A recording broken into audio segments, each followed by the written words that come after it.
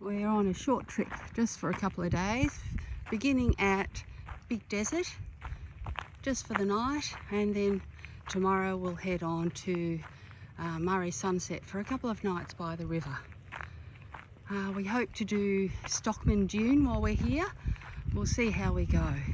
It's probably as challenging as Big Dune, though not as well known. We're at Big Desert, camped at Stockman's camp. Oh, there it is. And we saw these people bogged from down below, so we thought we'd try the track that they took. It does look rather rugged, as you can see. She's pretty steep.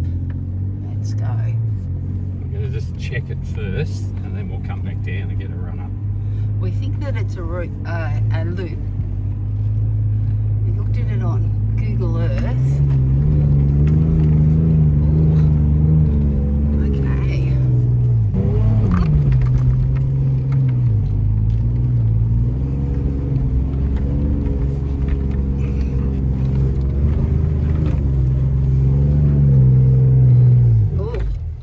Second try, third time lucky.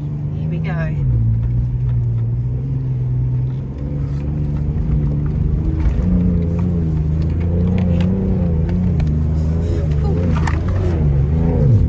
Oh, so close. Okay, this time we got front and rear diff locks on. Let's see how we go.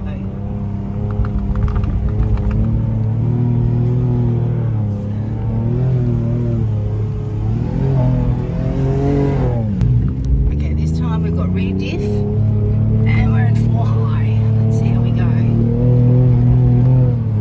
It's that last pitch. Jeez.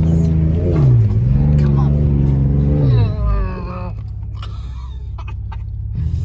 For those who want to give that one a try, it's just before Stockman's camp on the left hand side. We've camped at Stockman's camp, and the dune that we were just trying is up there. The toilets for Stockman's camp are just over there. You can just see the roof. So it's very close to the edge of Stockman's camp. Beautiful sunrise this morning, just starting at Big Desert. Listen to those birds. And there's the sun peeking over the horizon. How stunning is that?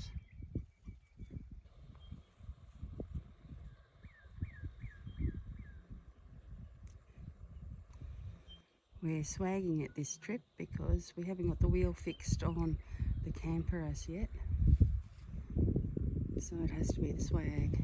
And we're leaving Big Desert and headed for Sunset Kulkyne, I think it is. Just a word, we had the wildlife guys call in and check, give us a fire brochure and check that our fire had a bucket of water and everything was honky-dory. Greg's just noticed that the axle is moved on the trailer. You can see the difference of where the tyre is compared to the side of the trailer. Not good. He's just pulling all the stuff out to get to the equipment he needs.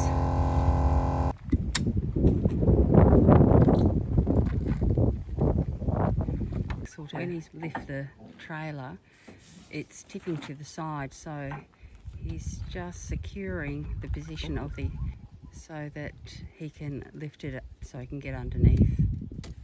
If you look where the mud flaps are, you can see the difference from the left to the right as to the position of the tyre. Oh, that didn't work. So now he's trying something else. Shove to lever it across.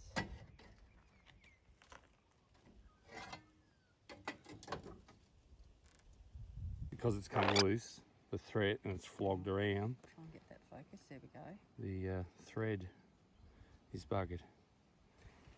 So we're going to have to leave the trailer here and go into Murrayville where there's phone reception. And we're back again after a trip to Pinaroo to get repairs.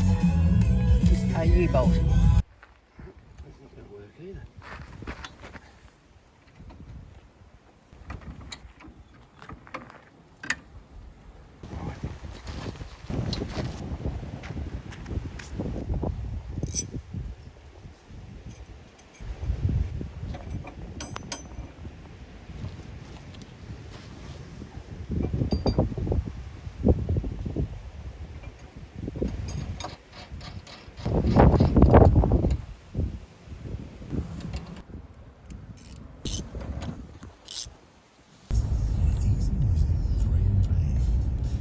The square U-bolt's got us back on the road again, and here we are driving through Murray-Kulkyne looking for a campsite for the night.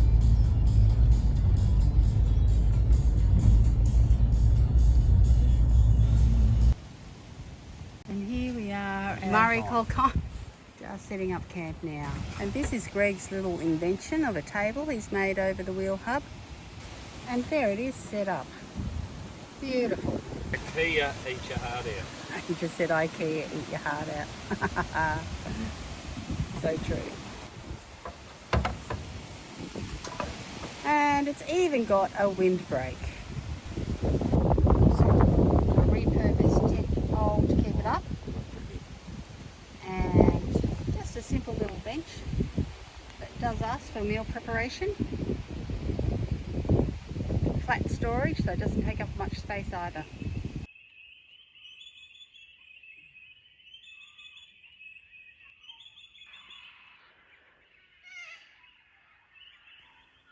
Oh, listen to the Dune chorus. How blessed are we. Just beautiful. And there's the sun just starting to come up.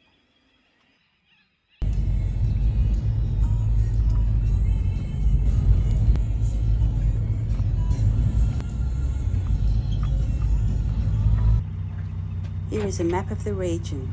Pause to read.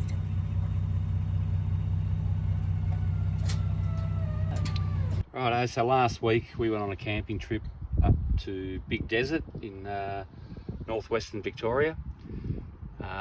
We'd let the tyres down on the ute to drive on the sand, and anyway we packed up, we headed down the track and got to the edge of the state park, I think it is, or a national park. Thought I'd better pump up the tyres. So while I'm pumping up the tyres, I happen to glance back, look at the trailer, and the wheel was sticking way inboard. And on closer inspection, we found that the axle was loose. The D shackles had come loose, and we were lucky we caught it in time, because a bit further down the road, we probably would have lost it. But anyway, in short, about 6 years ago, I put new springs, new D shackles on, which that's the old one. Now, You see that it's threaded. you see where that's stripped. It's been on some really rough roads, and at the time this was the only sort that I could get. When you come to the new one, look at how much more heavy duty that one is. Yeah, wow. So, Big difference. and the nuts and the washers, I just don't think were big enough for the base plate. So prior to filming, I've already realigned the axle. I've got it all set square at equal distances from either side, just to speed things up. So what I'm going to do is replace these one at a time, and then that way one's always holding it in the right spot. So I'm about to get the rattle gun going and get into it. Drop the new one in. Use that washers. So these have got nylock nuts on them, so they shouldn't rattle loose, and I can tighten them a lot tighter without fear of stripping them like the undersized ones I put on originally. The particular road we were on at the time was very corrugated, and we'd driven for about 50 kilometres, I think it was, and at a maximum of probably 50 kilometers an hour. So there was a lot of vibrating on the shackles.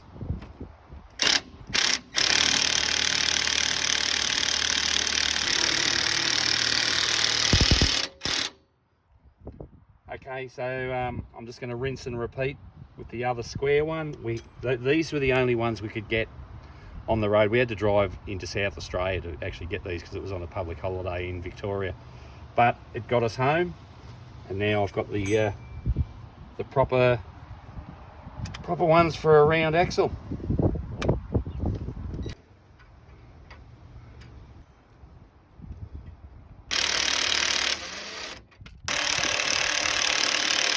I'm going to keep these just as spares. They got us out of trouble. They might do it again one day if we need to, but Hopefully not. hopefully not. I'd say these ones will last forever. But a good idea to have a set of those in your kit as your emergency supplies. You see up there where the tyre was rubbing, this wheel driving. Thank you for watching On Roads Less Travelled. Please remember to like and subscribe. See you next time.